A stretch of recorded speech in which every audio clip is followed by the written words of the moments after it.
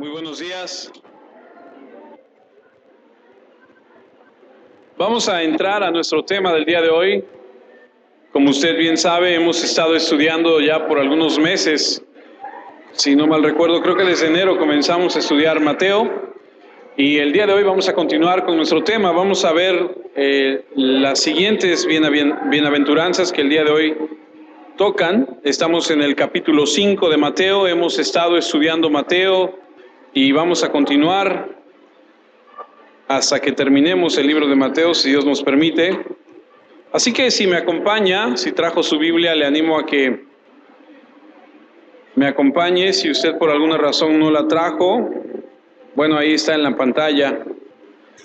Que he estado pensando seriamente quitar la pantalla para que todos traigan sus Biblias y todos puedan experimentar lo que es buscar, porque algunos no sabemos todavía lo estoy pensando. Pero el día de hoy ahí está. Mateo 5, versículo 1. Viendo la multitud, subió al monte, y sentándose, vinieron a él sus discípulos. Y abriendo su boca les enseñaba diciendo: bienaventurados los pobres en espíritu, porque de ellos es el reino de los cielos. Bienaventurados los que lloran, porque ellos recibirán consolación. Bienaventurados los mansos, porque ellos recibirán la tierra por heredad. Bienaventurados los que tienen hambre y sed de justicia, porque ellos serán saciados. Bienaventurados los misericordiosos, porque ellos alcanzarán misericordia. Y el versículo 8, bienaventurados los de limpio corazón, porque ellos verán a Dios. El día de hoy estudiamos versículos 7 y 8 de Mateo 5. Me regreso al versículo 7 de Mateo 5, bienaventurados los misericordiosos, porque ellos alcanzarán misericordia.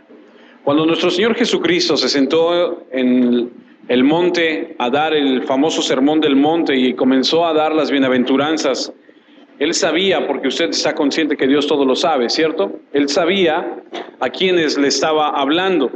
Y la religión a la que Jesús en ese momento, cuando Él inicia su ministerio, estaba enfrentando, o más bien confrontando, era una religión que, por lo que podemos leer en la Escritura, era poco profunda. Más bien era algo superficial y algo que solamente era externo. Los líderes religiosos en aquel entonces, como estoy seguro actualmente también, eran personas que creían que por lo que hacían habían de heredar las promesas de Dios, y ellos no tenían en ningún momento duda en su corazón de que ellos eran herederos de ese reino. Sin embargo, como lo hemos estudiado en diversas ocasiones, la Biblia nos manda que nosotros tengamos congruencia. Y a lo que me refiero con eso es que lo que tú digas tiene que ser respaldado por tus actos. Y estas personas eran más de hablar que de hacer.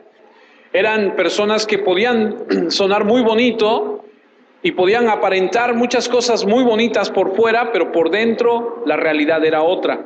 Ellos eran orgullosos, indiferentes, egoístas, y creían que a causa de los actos superficiales de justicia, si me permite entre comillas, seguramente serían los escogidos.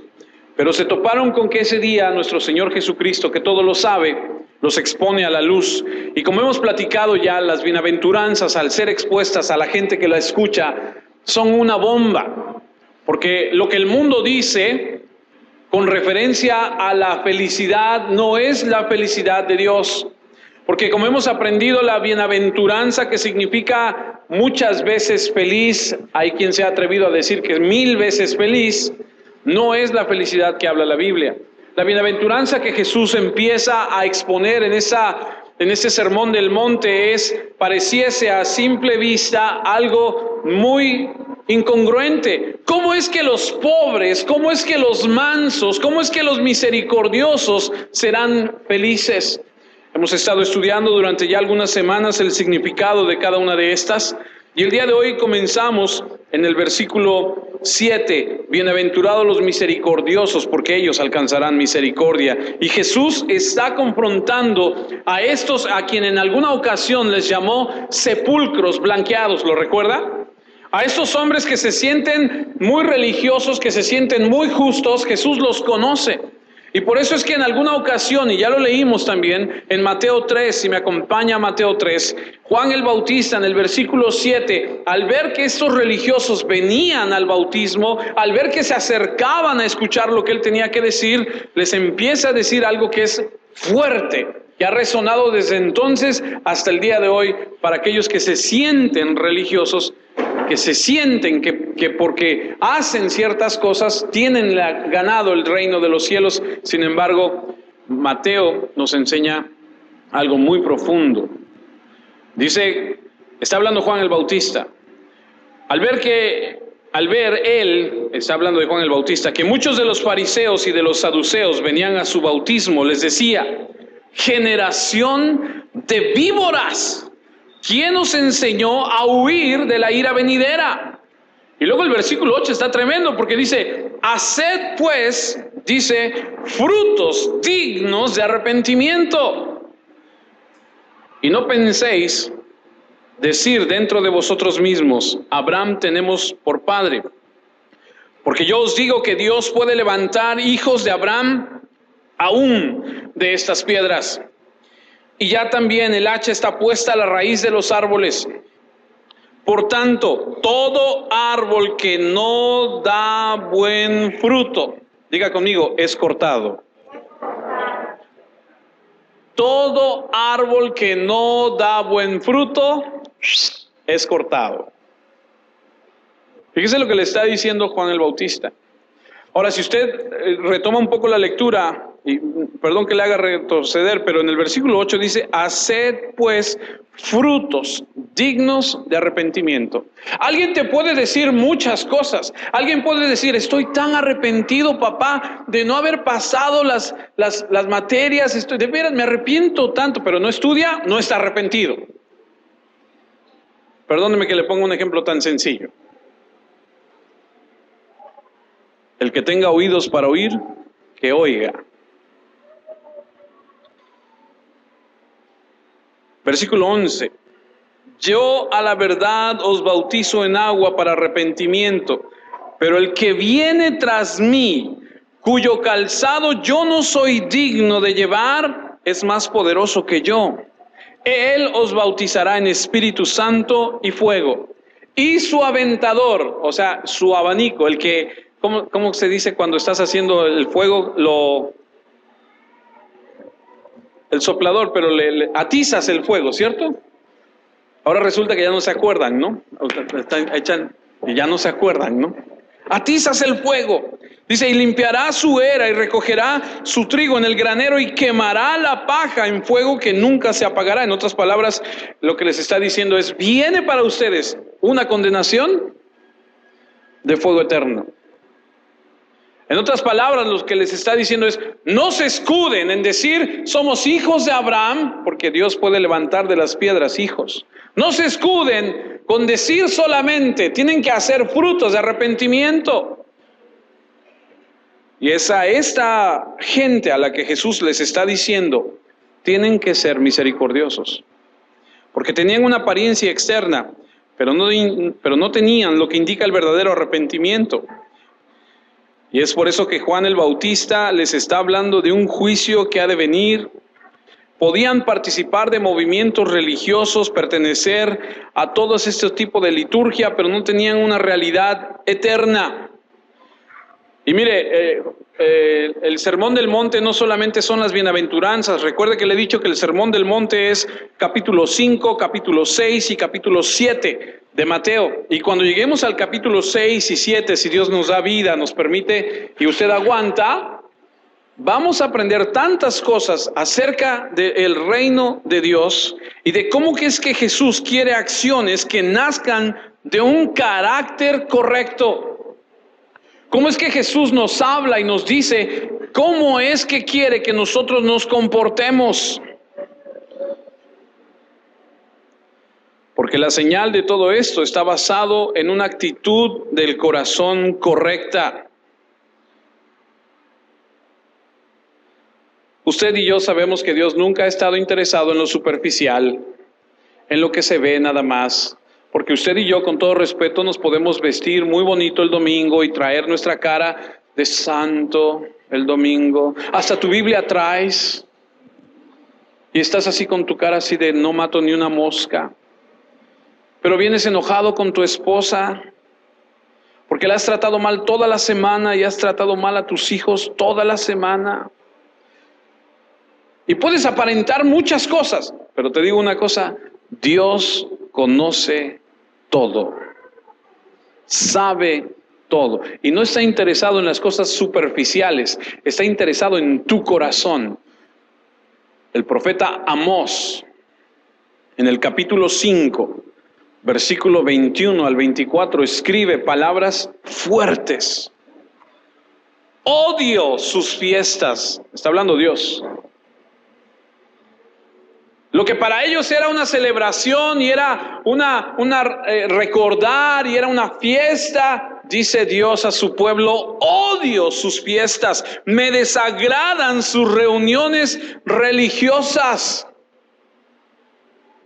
Aunque me hagan sacrificios que deben quemarse completamente y ofrendas de cereales, eso no me complace. Tampoco presto atención a sus ofrendas para festejar de terneros gordos.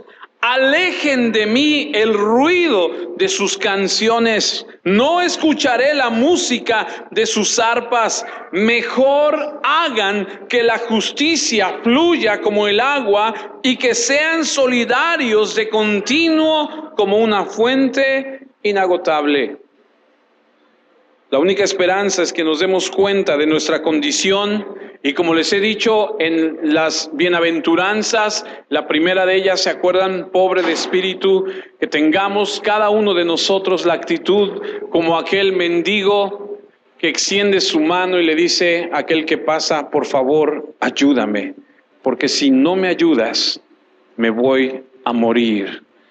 No tengo nada en mí que pueda ayudarme a salir de esta condición.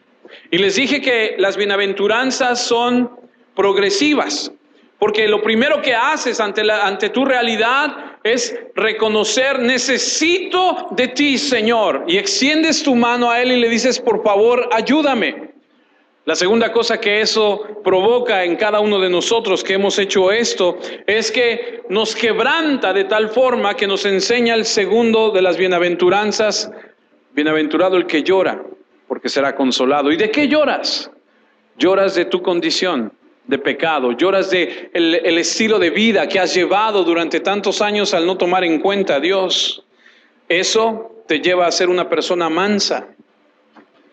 ¿Qué es una persona mansa? Una persona que reconoce que ya no vive de la misma forma que vivía, que sabe que puede hacer lo que antes hacía, pero que no lo hace. Una persona que dice, reconozco que todo lo que tengo es por su bendita misericordia.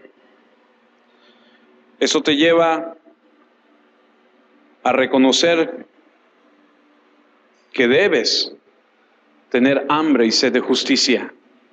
Son las 4 bienaventuranzas que hemos visto, que hablan de algo interno. Pero esta quinta no habla de algo interno. Esta quinta habla de algo externo, de una actitud exterior. Esto es un fruto de las otras 4.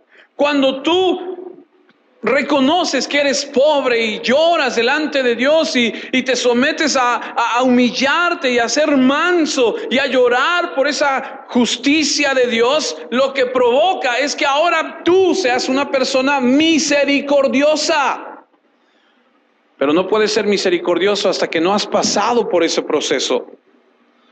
Los que escuchaban seguramente estaban atónitos ante esta situación porque ellos eran personas sin misericordia. Está documentado en la historia universal que los romanos, quienes en ese momento tenían subyugados a los judíos, eran personas sin misericordia. Escriben los filósofos romanos y dicen que la misericordia es una enfermedad del alma. El que es misericordioso es débil. ¿Usted ha escuchado a aquellos que son abogados de la patria potestad?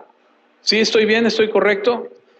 Tienes la autoridad sobre esta persona. Esta patria potestad se empieza en el tiempo de los romanos, y los romanos, cuando llegaban a ver que el hijo había nacido, ellos decidían en ese momento: vive o muere. La partera le enseñaba al bebé al papá, y el papá lo veía, y si el papá levantaba el pulgar, dejaban vivir al niño, y si lo ponía hacia abajo, mataban al niño. Los romanos decían que si un esclavo no les servía ya, tenían el derecho legal de llevar al esclavo, sacarlo afuera de la ciudad, apuñalarlo, enterrarlo, y se acabó el problema. No había lugar para los débiles. Y los judíos no eran muy diferentes. Los judíos eran personas orgullosas y soberbias que se sentían superior a todas las demás razas alrededor de ellos. Eran obstinados y no mostraban misericordia para aquellos que eran diferentes a ellos. Y entonces, al escuchar de la misericordia, ellos tienen un shock ahí, porque el Señor está diciendo que deben ser misericordiosos.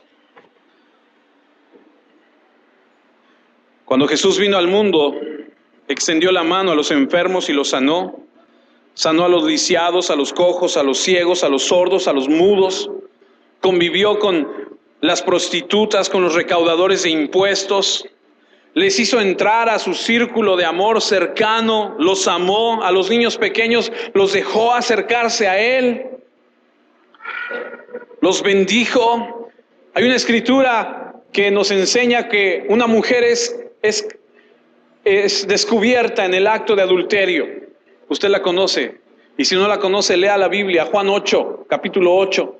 Esa mujer es sorprendida en el acto de adulterio, la toman los religiosos y se la llevan a Jesús. Y en ese momento se la avientan, y Jesús se agacha y empieza a escribir en el piso, sin voltear, sin levantar la cara. Habla con estas personas y les dice una de las verdades más tremendas de la Escritura: aquel que esté libre de pecado, arroje la primera piedra. Y la Escritura dice que poco a poco cada uno de ellos fue soltando la piedra y yéndose. En un instante Jesús levanta su vista, ve a la mujer y le dice: ¿y los que te condenaban dónde están? Y ella le dice: se han ido, Señor. Él le dice: ni yo te condeno, vete y no peques más.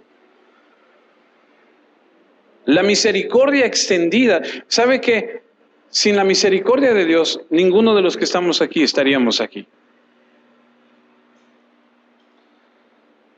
Jesús, lo único que hizo cuando vino a la tierra fue mostrar su misericordia, su perdón. Comía con los publicanos. Si usted conoce un poco de la Escritura, los publicanos eran los recaudadores de impuestos, eran aquellos que para el pueblo judío eran traicioneros, eran gente que a los ojos del mismo pueblo eran traicioneros, porque se habían pasado al bando de los romanos y le cobraban impuestos a los israelitas, y estaban enojados los judíos, y Jesús comía con ellos, y ellos como pueblo ni siquiera se sentaban con ellos. Lo veían comer con los publicanos, con los pecadores, y decían: ¿qué es este que come y bebe con los publicanos y con pecadores? Pero la verdad es que Él fue misericordioso con todos. ¿Alguna vez ha escuchado de la gracia común de Dios? ¿Usted alguna vez se ha preguntado y ha dicho: ¿por qué es que a los malos les va bien? ¿Se ha preguntado eso? ¿Alguna vez ha reflexionado y ha pensado: pues yo me porto bien, o trato de portarme bien, voy a la iglesia, no me duermo cuando predica el pastor? Y aquel, porque todos tenemos a alguien, ¿no? Todos tenemos un vecino, todos conocemos a alguien. Y aquel que no va, y aquel que le pega a su esposa, y aquel que él le va bien, y mírame a mí. Pero lo que usted a lo mejor no se ha detenido a pensar es que la Biblia dice que Dios está reservando la copa de su ira. De hecho, lo leímos en el Salmo que leímos hoy. Ese cádiz, ¿se acuerda? Es el versículo 8 del Salmo, ¿no está ahí? Porque el cádiz está en la mano de Jehová, y el vino está fermentado, lleno de mistura, y él derramará del mismo. Dice, hasta el fondo lo apurarán y lo beberán todos los impíos de la tierra. Ese cáliz es la copa de la ira de Dios. Un día Dios le dará a cada uno de acuerdo a sus actos. Y usted que dice, ay, es que aquel, míralo. Dios tiene reservado para cada uno su día, su momento. Porque hay gente que dice, ¿por qué he de ser misericordiosos si conmigo no son misericordiosos? ¿Por qué ha de ayudar a aquel si ellos no me ayudan a mí? Yo me voy a ver por mí mismo, como dice el dicho, me voy a rascar con mis propias.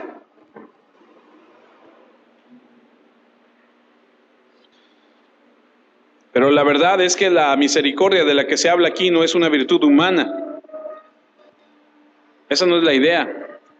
No es de que usted sea misericordioso con los demás y ellos serán misericordiosos con usted. ¿Jesús fue misericordioso con los que convivió? Sí. ¿Sabe qué hicieron? Lo mandaron a la cruz. ¿Sabe qué hizo el pueblo cuando estaba ahí, cuando Poncio Pilato sacó a Barrabás y a Jesús y dijo, ¿a cuál? Dijeron, suelta a Barrabás y a él, crucifíquenlo, crucifíquenlo, crucifíquenlo. ¿Qué hizo él? No hizo otra cosa más que decirle al pueblo, a la gente, las verdades de Dios, de sanar, de restaurar, de liberar. ¿Fue misericordioso? Sí. ¿Tú crees que la misericordia de la que habla aquí es, sé buena gente con la gente y ellos van a ser buenos contigo? No está hablando de eso.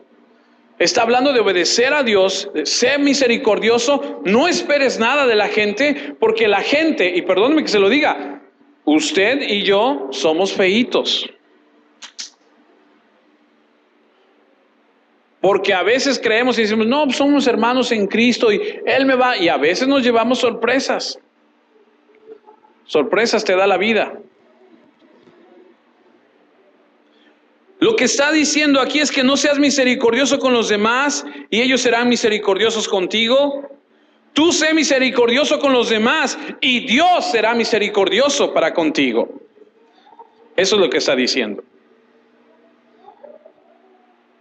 Jesús está diciendo, en otras palabras, la gente que pertenece a mi reino no está para quitar, sino para dar. No condena, sino da misericordia. No se enaltece, no se erige. ¿Cómo es la palabra? ¿Erigen? ¿Erigen? Sí. Se enorgullecen, se llenan de eso. Se agacha y toma al que está caído y lo ayuda a levantarse.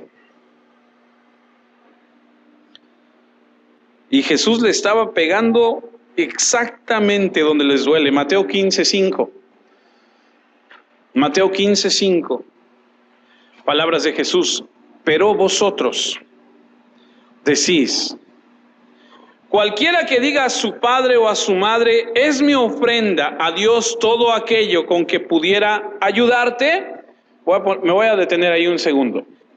Dentro de las cosas que los judíos hacían, por mandato de Dios, es que ellos debían ayudar a sus padres. Hemos hablado un poquitito de las viudas. Pablo escribe y dice, si hay alguna viuda, ayúdenle. Pero es obligación de sus hijos ayudar a la viuda. Y estos habían transquiversado esta verdad de esta forma. Y Jesús les dice, porque Jesús los conoce. Pero vosotros decís, cualquiera que diga a su padre o a su madre, es mi ofrenda a Dios. Es que, mira, te lo iba yo a dar a ti, pero se lo voy a dar a Dios. Mejor se lo voy a dar a Dios. Es que te iba yo a ayudar, pero tengo que dar la ofrenda a Dios mejor. Versículo 6. No, dice, ya no ha de honrar a su padre o a su madre. Así habéis invalidado el mandamiento de Dios por vuestra tradición. Y luego el 7 les dice, porque como Jesús siempre, directo, no anda por las ramas, hipócritas. Bien profetizó de vosotros Isaías cuando dijo, este pueblo de labios me honra, mas su corazón está lejos de mí. Pues en vano me honran, enseñando como doctrinas mandamiento de hombres. Oye, eran sin piedad hasta para con sus padres.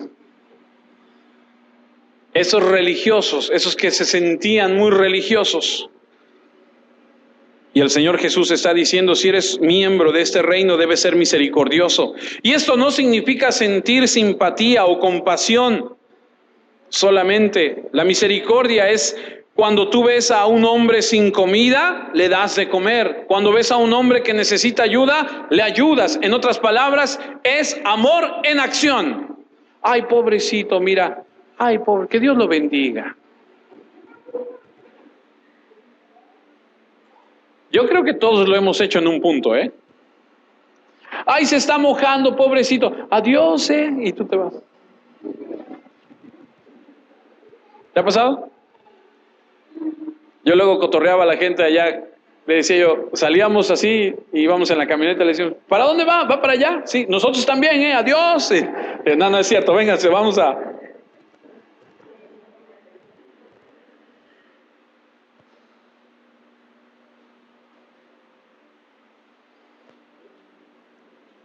Amor en acción. La misericordia. La misericordia está vinculada con el perdón, porque no podemos pensar en la misericordia sin su expresión, que es el perdón. Y no podemos pensar en el perdón sin la fuente de ese perdón, que es la misericordia. Dios dijo que no habría perdón de pecados sin derramamiento de sangre, y tenía que haber un sacrificio perfecto para el perdón de los pecados. Perdóneme por lo que le voy a decir, pero se lo tengo que decir. No es un sentimentalismo tonto que excusa el pecado. Porque hay mucha gente que dice, que cree, que piensa que el pecado es, no te preocupes, Dios te ama tanto y Dios perdona tu pecado, no te preocupes. Y como hemos dicho, los estándares de Dios los hemos bajado al más no poder para actuar de acuerdo a nuestra conveniencia.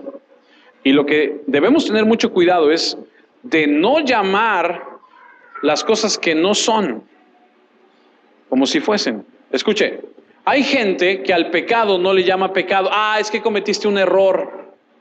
No, señor, no cometiste un error, cometiste un pecado. Es que me resbalé. No, señor, no se resbaló usted, cayó en adulterio.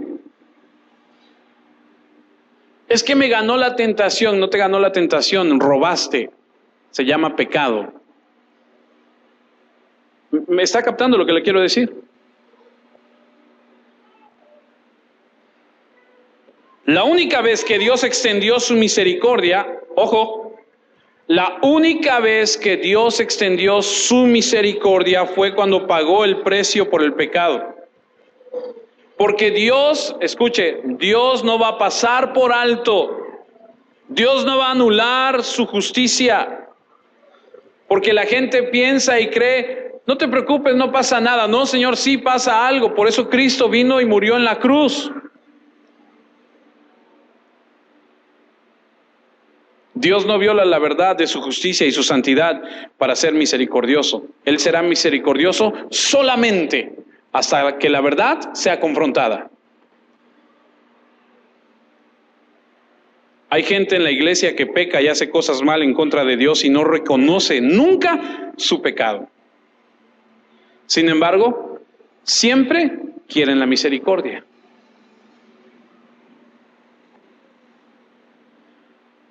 Un juicio sin misericordia es lo que va a haber para las personas que no aceptan la verdad. Porque si tú pecas toda tu vida y nunca reconoces a Cristo, Dios no va a ser misericordioso contigo. Dios va a ser misericordioso contigo el día que tú reconozcas a Cristo, te arrepientas de tus malos caminos. Y acuérdese que arrepentirse no es decir, ay, me arrepiento. Arrepentimiento es cambiar tu estilo de vida.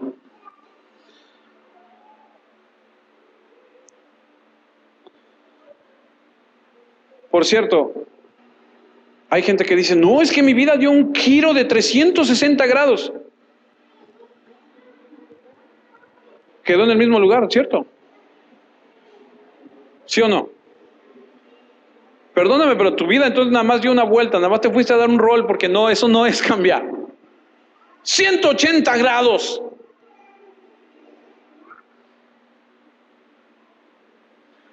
Ahora, quiero aclarar algo antes de seguir adelante. No estoy enojado, ¿eh? Algunos dicen, no, es que está bien enojado y siempre lo hace enojar Miguel. No estoy enojado. Pero amados, solo hasta que aceptemos el sacrificio de Cristo es cuando obtendremos la misericordia de Dios. La misericordia no es un atributo humano normal. Lucas 6:36 dice, sed pues misericordiosos como también vuestro Padre es misericordioso. Pero ¿cómo puedes ser misericordioso? ¿Necesitas de Dios para ser misericordioso? ¿Se puede ser misericordioso sin perdón? No, la misericordia involucra el perdón.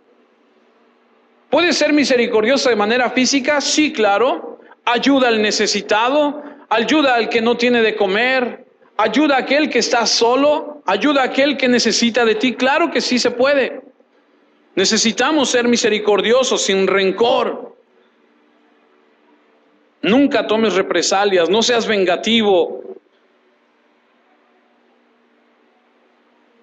La misericordia nunca hace alarde de la debilidad de alguien, nunca se alegra del fracaso de alguien.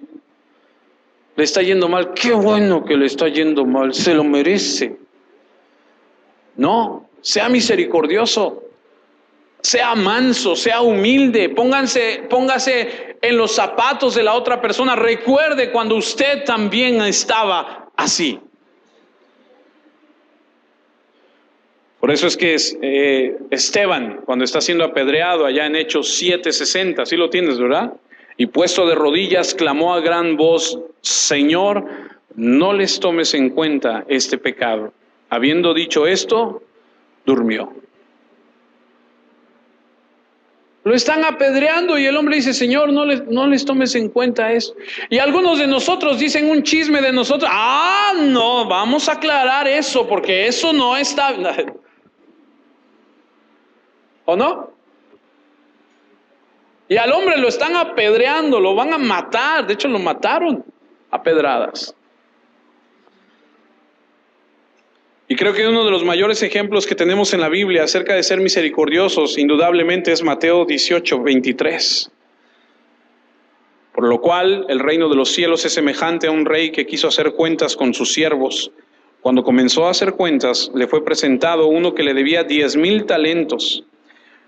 A este, como no pudo pagar, ordenó a su señor venderlo, junto con su mujer e hijos y todo lo que tenía, para que pagara la deuda. Entonces aquel siervo, postrado, le suplicaba diciendo, Señor, ten piedad conmigo, y yo te lo pagaré todo. El señor de aquel siervo, movido a misericordia, lo soltó y le perdonó la deuda.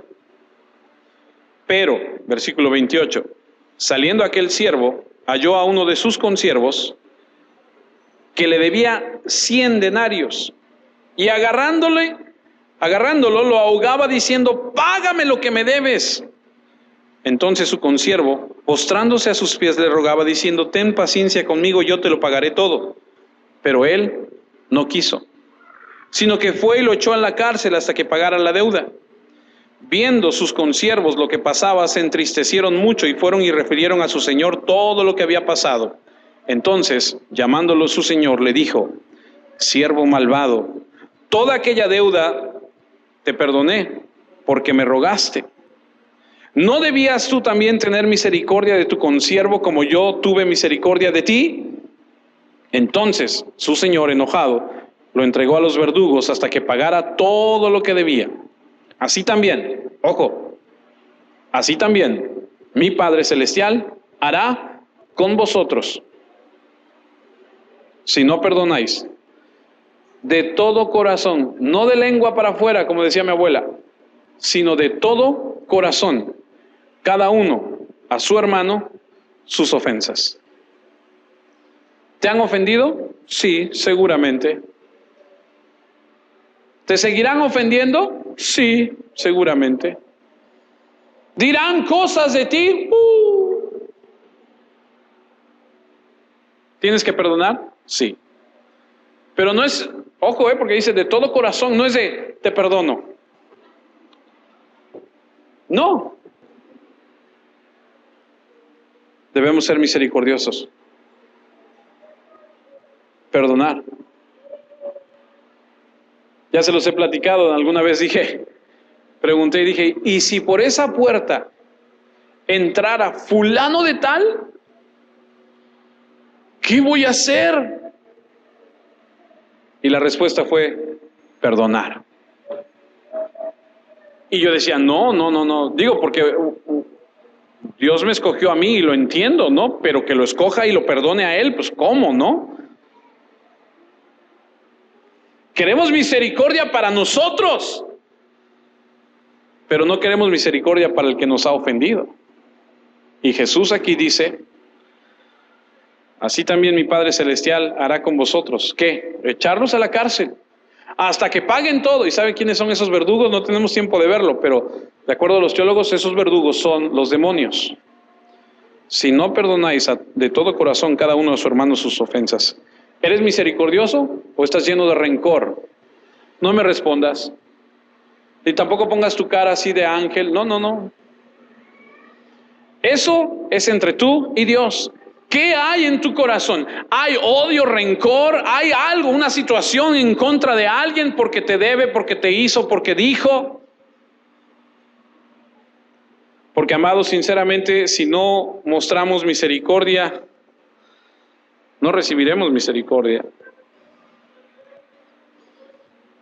Una persona que se dice ser cristiana y está amargada por dentro por algo que alguien le hizo, perdóname, siéntate, recapacita otra vez sobre lo que dices que es tu cristianismo. El cristiano entiende a la perfección el perdón recibido debe darlo. El Salmo 23:6, ciertamente el bien y la misericordia me seguirán en el futuro. No, ¿cierto? Ciertamente el bien y la misericordia me seguirán. ¿Cuándo? Todos los días. Versículo 8, Mateo 5:8. Bienaventurados los de limpio corazón, porque ellos verán a Dios. Y Jesús sigue hablándole a los religiosos, y sigue hablando de las situaciones del interior, y sigue hablando acerca de que se den cuenta de lo que están viviendo. Estos hombres habían interpretado la ley que Dios había dado a través de Moisés y la habían torcido, la habían acomodado a su conveniencia. Recuerdan que hemos hablado acerca de aquellos que interpretaban la ley y les decían, el rabí fulano de tal dice que si por ejemplo una mujer le echa sal de más a la comida, puedes divorciarte de ella. Y todos ahí decían, pues aquí soy, a esto ya no me gustó, ¿sabes qué? Te voy a dar carta de divorcio. Por eso Jesús cuando viene dice, ¿habéis oído que se pueden divorciar? Pero yo les digo que a menos que sea por adulterio, no se pueden andar divorciando nada más porque sí. A ese grado habían llegado, a cambiar, a modificar la ley de Dios. Habían inventado nuevas leyes y venía un rabino y interpretaba y modificaba, y venía otro y sugería otra. Y entonces ellos estaban cansados, ya no sabían qué es verdad, qué es realmente lo que debemos hacer. Era un pueblo religioso y tenía muchas cosas y una cantidad impresionante de leyes y de cosas y rituales y tantas cosas. Por eso, cuando Jesús comienza su ministerio, uno de los intérpretes de la ley, conocedor de la ley, llamado Nicodemo, se acerca a él en Juan 3, versículo 1. Había un hombre de los fariseos que se llamaba Nicodemo, un principal entre los judíos. Era principal, sabía de la ley. Y dice, versículo 2, este vino a Jesús de noche. ¿Sabes por qué de noche? Porque se escondía, porque no quería que supieran que él iba a ver al maestro. Entre las sombras, entre la oscuridad, se ocultaba, que no me vean, que voy a ver. Como algunos cuando entran a la iglesia cristiana por primera vez, así como que no me vean mis amigos que voy a entrar. Fue a ver a Jesús de noche y le dijo, Rabí, este Rabí es maestro. Sabemos que has venido de Dios como maestro, porque nadie puede hacer estas señales que tú haces si no está Dios con él. Ahora, llamo su atención a esto. Ahí dice, sabemos, ¿cierto? Dice, Rabí, sabemos, estamos conscientes, hemos entendido, sabemos y estamos muy enterados de que lo que tú haces tiene que ver con Dios y sabemos. Y es impresionante porque el versículo 3, Jesús responde así. Respondió Jesús y le dijo, de cierto, te digo, que el que no naciere de nuevo no puede ver el reino de Dios. Y tú dices, a ver, ¿en qué momento Nicodemo formuló una pregunta? En ninguna. Pero Jesús conoce el corazón. Jesús sabe lo que Nicodemo viene a decirle. Jesús conoce la necesidad del corazón de ese hombre. A veces ni siquiera es necesario formular la pregunta. Él lo sabe y nos da la respuesta. Y la respuesta a la pregunta del corazón de este hombre es, tienes que nacer de nuevo. Tienes que sufrir un cambio de corazón. Tiene que haber un cambio en nuestro corazón, amados, y si no hay un cambio en nuestro corazón para con las cosas de Dios, estamos totalmente equivocados. Si no hay un cambio en nuestro corazón para con las cosas de Dios, solamente estamos viviendo una religión, solamente estamos viniendo los domingos a escuchar, solamente estamos llevando una tradición. Si no hay un cambio profundo en nuestra vida, no pasa nada. Y vivimos en el país de Él, no pasa nada. Juan 6, 28 y 29, otra ocasión. Entonces le dijeron, ¿qué debemos hacer para poner en práctica las obras de Dios? Le están preguntando a Jesús otra vez, ¿qué debemos hacer entonces? Este pueblo sabe de la ley, sabe de las tradiciones, saben, pero no conocen realmente. Respondió Jesús y les dijo, esta es la obra de Dios, que creáis en el que me ha enviado. Es lo mismo que Nicodemo.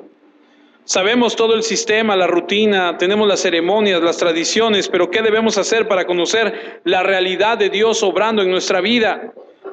Misma pregunta, otra pregunta, Lucas 10:25. Y he aquí un intérprete de la ley, otro que sabe de la ley. Se levantó y le interrogó diciendo, Maestro, ¿qué haré para heredar la vida eterna? O sea, has estado dentro de la iglesia, has leído la Biblia, has ido a los lugares, has escuchado, has enseñado incluso, pero no sabes qué hacer para heredar la vida eterna. ¿Eso sabes de qué habla? De que no ha habido un cambio en tu corazón. La palabra que se ha predicado, la exposición de la palabra, la realidad, no ha caído en tu corazón. No ha habido un cambio de vida, no ha habido un estilo diferente, no ha habido un antes y un después. Y amado, le voy a decir algo, si en tu vida no hay un cambio, no hay un antes de Cristo y un después de Cristo, siéntate otra vez a ver si tu cristianismo es de veras. Porque si la gente dice, no, sí lo conozco a Leandro de toda la vida ha sido así, toda la vida ha sido así. O sea, ¿no has visto un cambio en Leandro? No. Héctor, ahí estás, ya te vi. Tú sigues, voy así como para allá. No es cierto.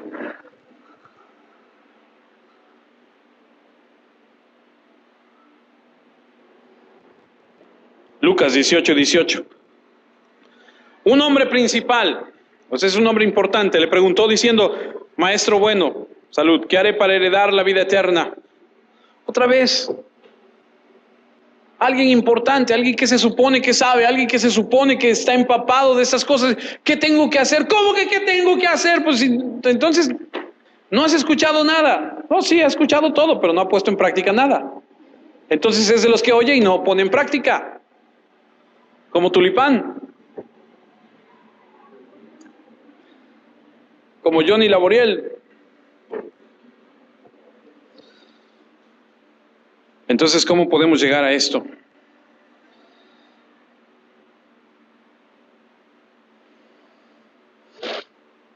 Hasta que no haya un cambio en nuestro corazón. Bienaventurados los de limpio corazón, porque ellos verán a Dios.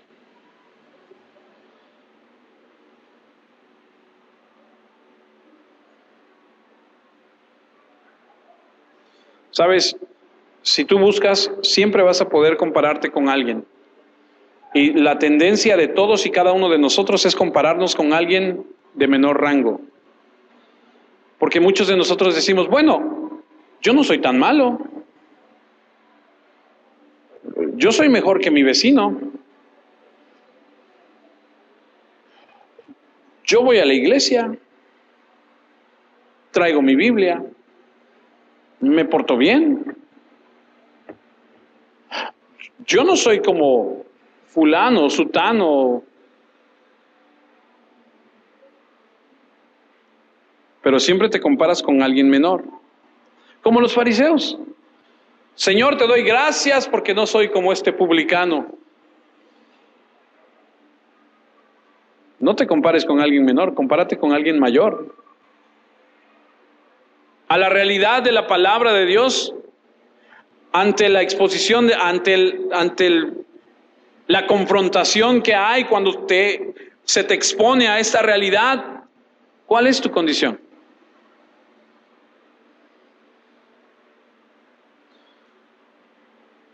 Compárate con Cristo, no con un asesino,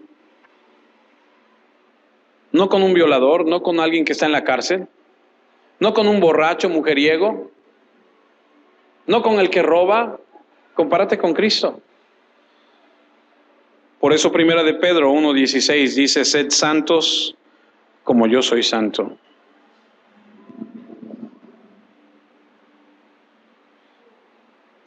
Salmo 24, versículo 3 al 5. Pregunta, ¿quién subirá al monte de Jehová? ¿Y quién estará en su lugar santo?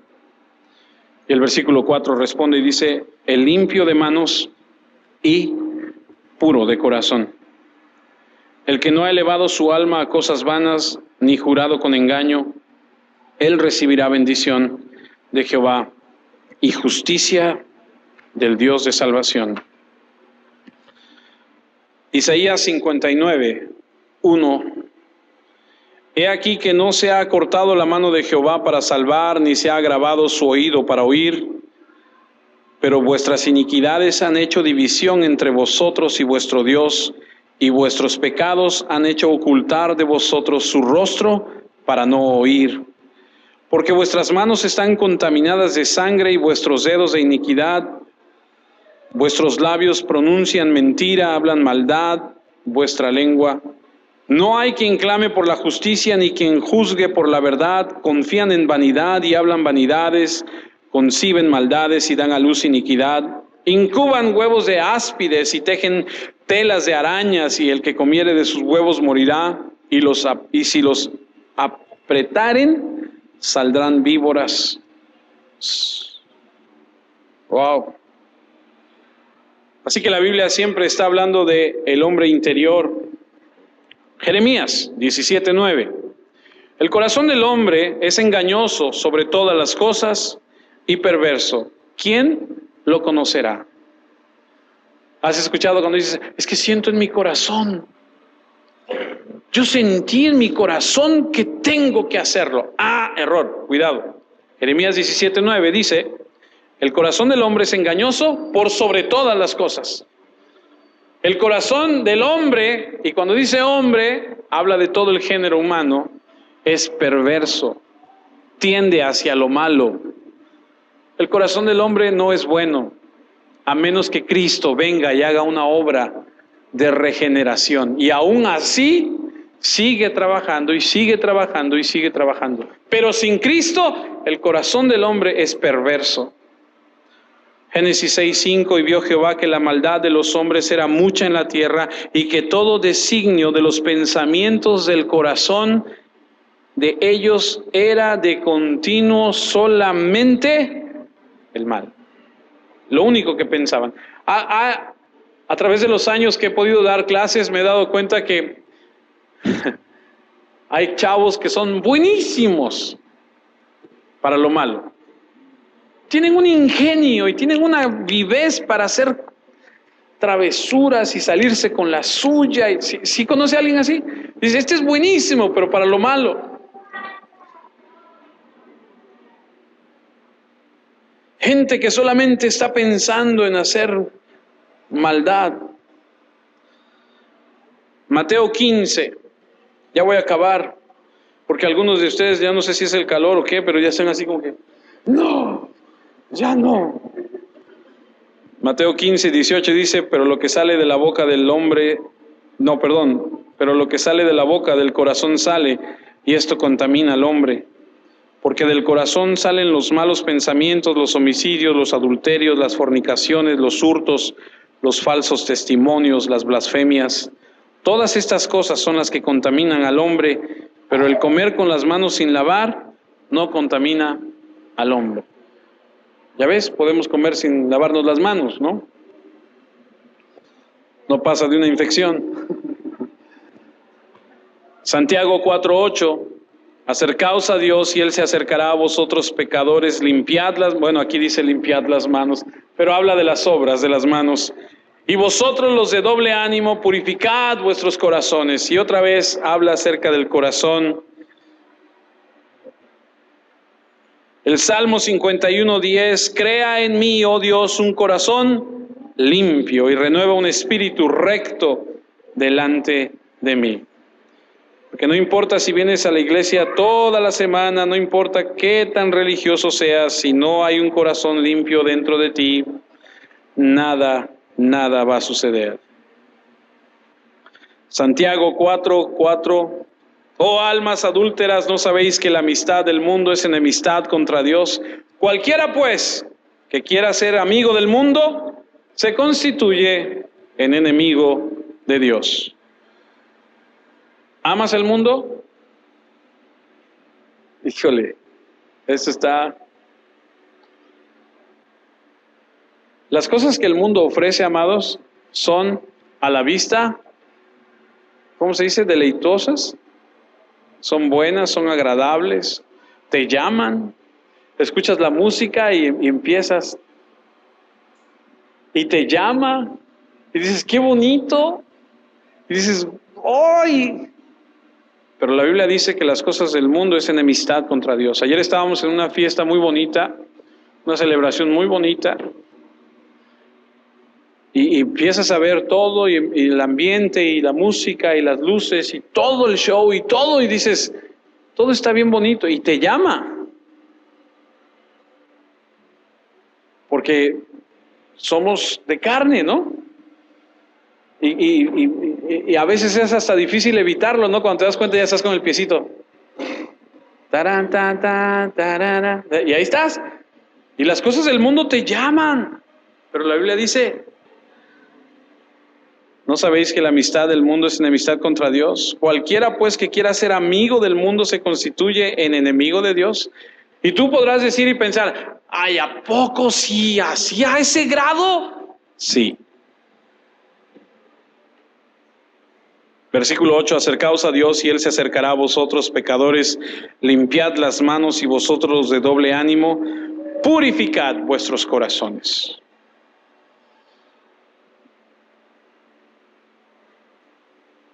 Proverbios 29, ¿quién podrá decir yo he limpiado mi corazón, limpio estoy de mi pecado? Nadie. Solamente a través de Cristo. Termino. Juan 15:3. Ya vosotros estáis limpios por la palabra que os he hablado. Oremos.